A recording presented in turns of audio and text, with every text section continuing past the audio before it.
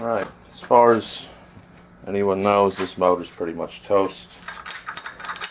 I dropped one cylinder completely at the track, on that track. All there was a bunch of smoke and it killed the motor. Turns out I pulled the rocker cover off and this fell out with it. This is the stand off the cylinder head and this is the rocker. And it completely ripped out of the head. And I went to go drain the oil. I found nothing but aluminum shavings in the oil, chunks of aluminum, and a bunch of other really fun stuff.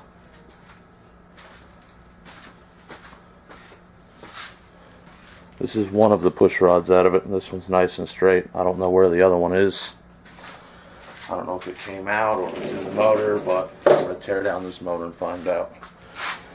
Pretty much I'm just going to tear the motor apart, slowly get it apart. I'll kind of go over what everything's on here. Right now I'm going to take off the air filter. This is an EC Distributing tall air filter.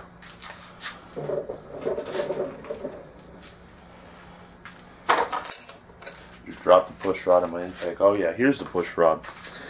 Here's one of the other push rods that came out of that motor. It's completely bent.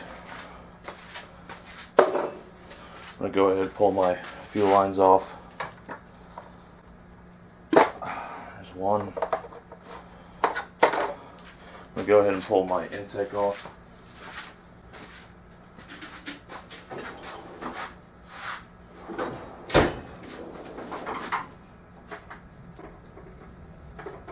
Not going to be the quickest video in the world, but some of the stuff ain't exactly all quick. The intake and carb system I'm pulling off right now. It's a Tyler Cromwell big bore carburetor, race prepped. It's been jetted. It's been ported and polished. It's pretty clean. The only issues I've had with this carb, it's been a pretty good carb. Really gives the airflow and the fuel the motor needs. The only problem I've had with this carb has been the jet, the needle and jet hanging up in it. I don't know if it's because of the fuel I was running. I've tried everything from ethanol, 98, all the way to C12 racing fuel, pump gas, and I've actually had better luck with ethanol. Anytime I've ran racing fuel, from VP anyway, it's always had water in it, and it just destroys the fuel system. So next year, I'd like to try Sunoco pump racing fuel and see if that's any better. But this is pretty simple. All this is 4 bolts. This intake's had 40 thousandths shaved off of it. You had to take 40 thousandths off the intake because the heads are cut 100 thousandths. So you kind of got to split that and make it work. But this intake is off a 40 cubic inch Briggs & Stratton Intech V-twin, the same series motor, except it's off a smaller cubic inch motor. This intake itself has been cleaned up. It's been polished. So it's a pretty stout little intake. Before I take that off, I'm going to undo my vacuum line here.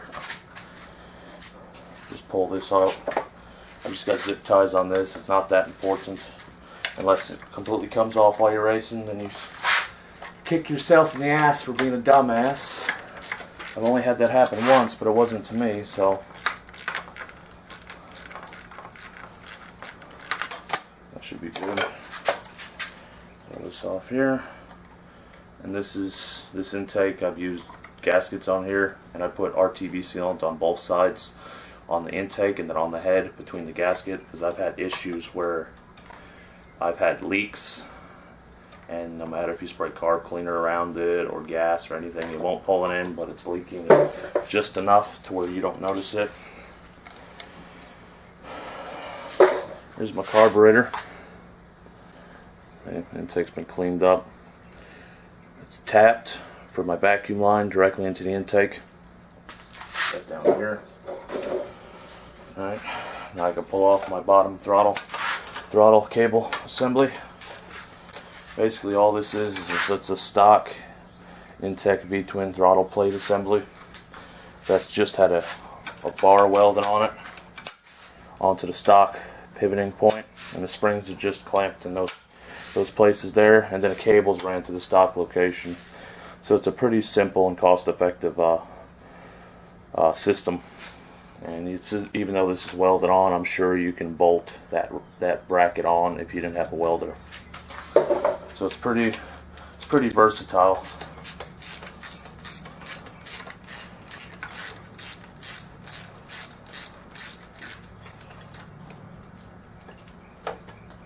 Hell, I didn't even have to pull that out.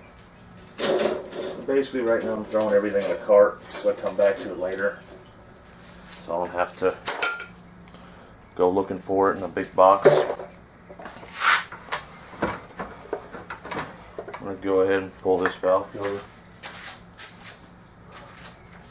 See what this side looks like. I'll just drop that.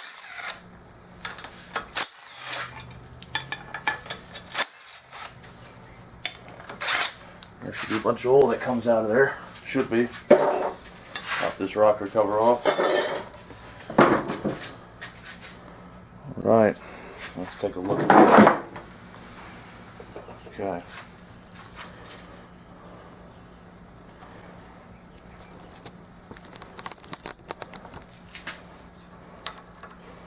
So far so good. This side held up. This one's loose because it's not touching the valve. This one's got the valve halfway open, but this side looks pretty good. Now I'm just going to go ahead and pull my fuel pump off. This is a stock lawnmower fuel pump. There's nothing special about this fuel pump. It's not an advanced one. It doesn't have more pressure. I do have ones that hold more pressure. I've got Mikuni pumps. I've tried Mikuni pumps and the rebuildable pumps. They don't really make a difference. So it's kind of just preference, whatever you want to run. I'll cut my zip tie off here that held my line in there. If my cutters would work. There we are. Pull the whole fuel pump and everything out. There's not much to, you don't need to run dual pumps like everyone says you do. It's kind of just, you know, whatever works the best for you, that's kind of what you do. I'm going to go ahead and pull my shroud off. The 3/8 bolts around the whole thing. I don't have them on the full shroud because it's not needed. I've got one in the front. This one comes completely off. The only thing I did with the shroud is I cut the middle out for my air filter. Throw that over there. And we're going to come back up. Sorry about that. Forgot about that. I'm going to come back into the motor. Now I'm going to go ahead and pull my starter off. Basically, this is just, it should be 2 1/2 inches. 2 1/2-inch bolts. Should have shims in between there. The shims are, you can put your shims on the outside just to have them, but you usually put your shims on the inside so you could shim your starter gear to your flywheel gear. I'm just going to undo this. That's all it is.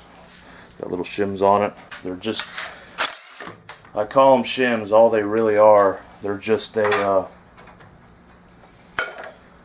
they're just 3/8 grade A washers.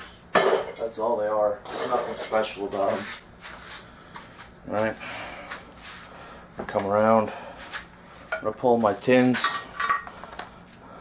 Swap over my sockets.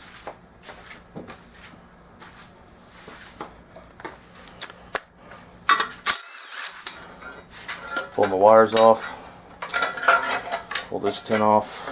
Go to the side. Throw the nut in there.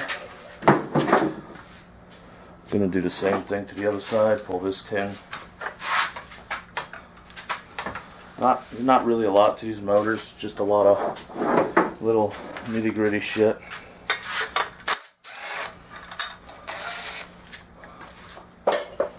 Alright, this one will come off. Again, pull your wire out, pull your tin off,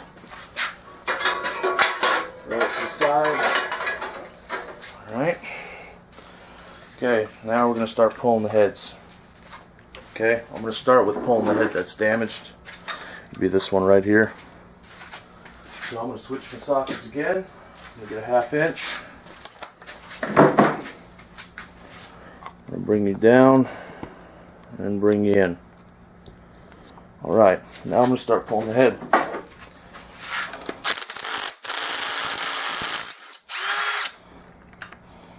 Just kind of throw your wires out of the way.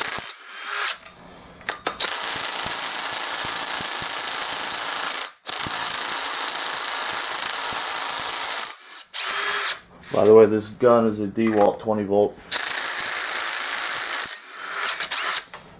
Then there's one on the inside. There we go. Loose, and all you gotta do is really just tap her off. She'll come right off. Pull your head bolts out.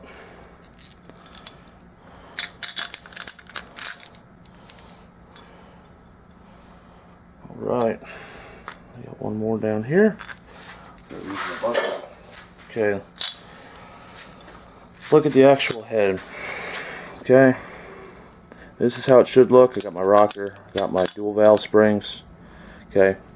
That's what ripped out of the head. It completely pulled out of the head. All the oil went down in there and it damaged it. Went down, leaked on the exhaust, made it smoke real bad. Basically, I dropped the cylinder right when that happened because this could not release exhaust gases out of the system. So that's the back side. The front don't look too bad. It's been burning oil because that head was cracked and then it finally broke off, so that's why it looks all black. It's been burning oil. Other than that, though, it don't look too bad. So I'm going to throw that one down here too. That's a damaged head, that's no good. Pull my head gasket off. Head gasket looks pretty good. I don't see no splits except for here. That one down there. It's junk, but for now I'm going to just keep a hold of them. Alright. I'm going to zoom you into the bore right now. And come up and see how this looks.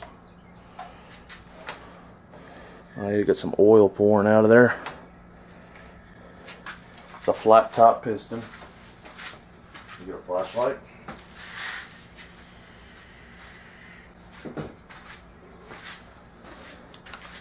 Alright. So far so good. I've got damage inside the actual cylinder. Not the cylinder, the galley for the push rods. The inside don't look half bad. I'd say half bad, but it don't look pretty good either. I don't see any more hash marks in it, so the cylinder's definitely worn out and the motor's tired. So just pull your pins out, your alignment pins out, put them on the side. If you do not have those, you're going to have an issue. You need those alignment pins. I'm going to come around to the other head, spin it around. Okay.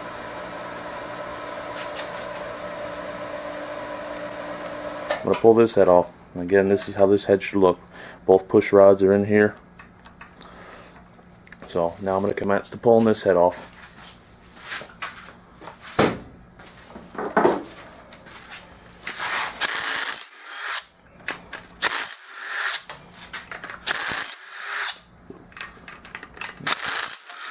Do not forget the one on the inside. A lot of people do, and they either try to beat it off with a hammer and end up messing it up. So pull all your head bolts out.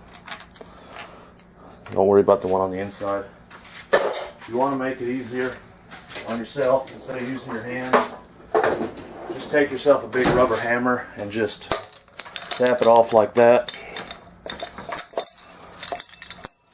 There's the push rods come out. And this is one of the good heads, but get that bolt out of there. You can see this one too. It's passing oil. It's burning oil. Pull your guides out. Put them aside.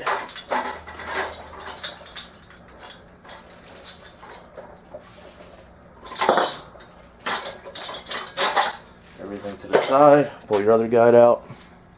Pull that one to the side. Here are the two push rods out of this side. These ones look good. They're not damaged, broke, or messed up. So I'm not going to reuse those, but I can. The head gasket went with it. Now if we take a look at this cylinder. This cylinder is worn out bad. See, it's going to push out all that oil. Watch. It smoked very little on warm up, but once it fully warmed up, it didn't smoke while I was running. But again, flat tops. Cylinder is worn out in here. It could use a good refreshing, but I'm not going to reuse this block. That's pretty much just taking apart off the heads and all that. And I don't think I'm going to pull the flywheel at this time. I think I'm going to flip it over and I'm pull the pan out. Pull the pan off and show you the inside of it and see what we got.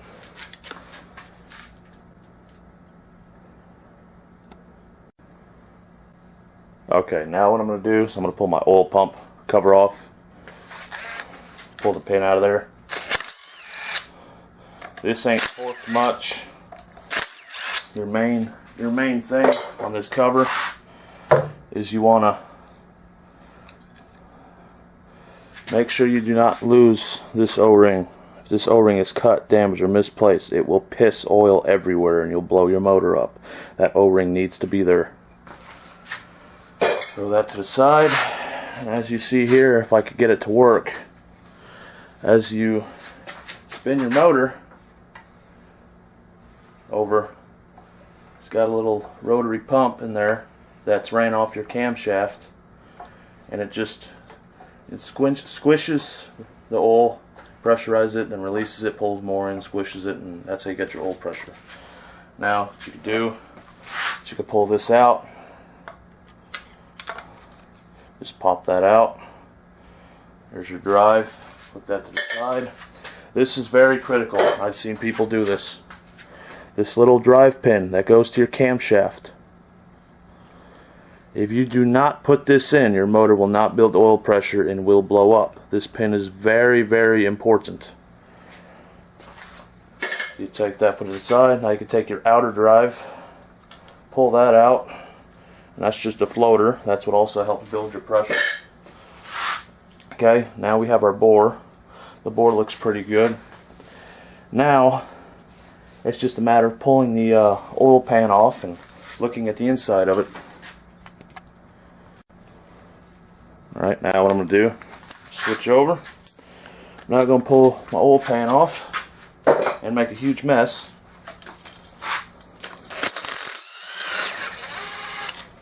They're all 1/2 inch bolts from the bottom.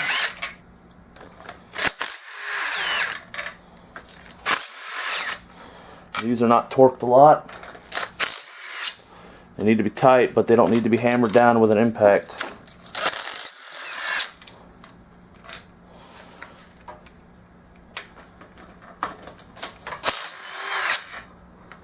They should come out rather smooth, no issues.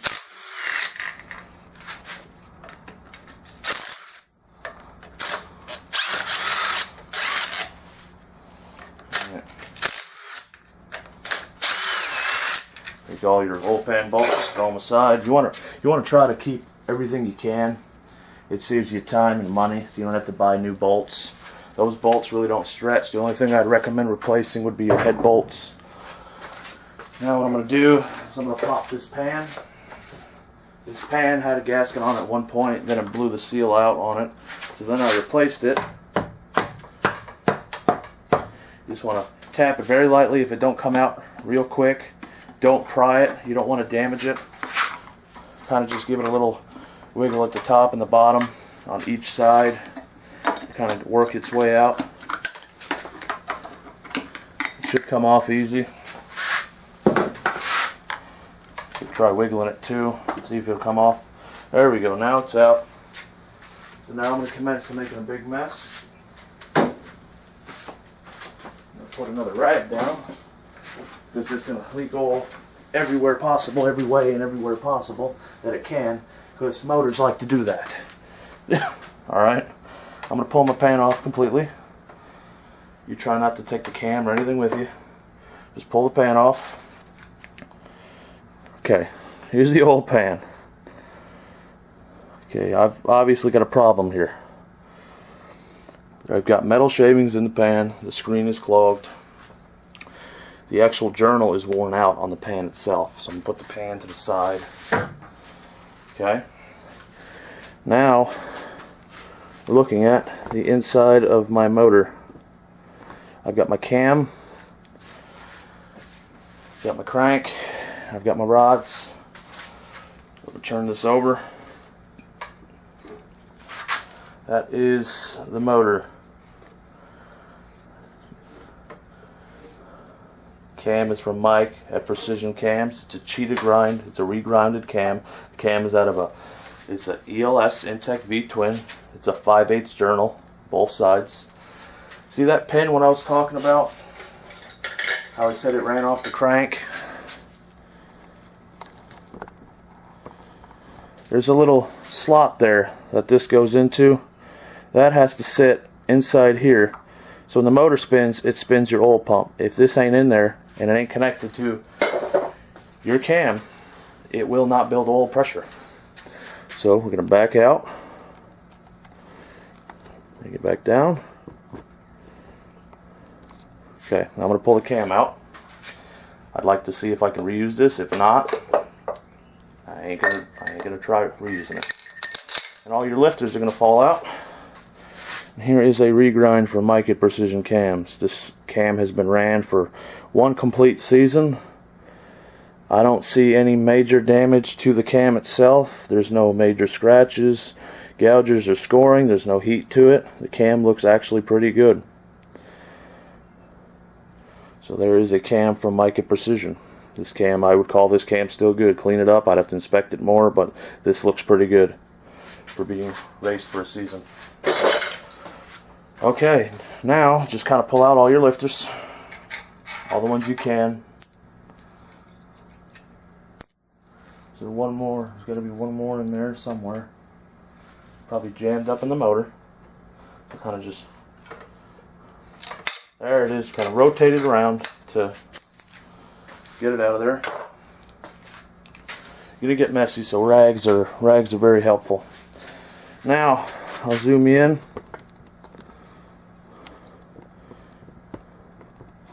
This is pretty much my rotating assembly. It's got two arc aluminum, billet aluminum racing rods in it. They're light and they're stronger. These rods are torqued to 178 inch-pounds, not foot-pounds, inch-pounds. Do not torque them over that. ARC recommends, at your own risk, if you want to go over, they're 178 foot-pounds. I went to 180 inch-pounds. Just for security for myself, just the mental aspect of it. But so far, take a look in here. I don't see anything that looks too messed up in it. The rods feel like they still got the same amount of play they did when I put this motor together. The rods don't look damaged or messed up. There's, pull your crank gear off.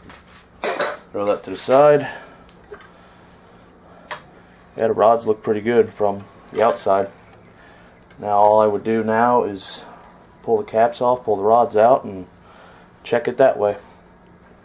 So I will do that now. Whoop! I heard some metal fall. Ah. Okay, that's the key off the crank. Okay. But yeah, I'm going to pull the rods out now and the pistons and check that out.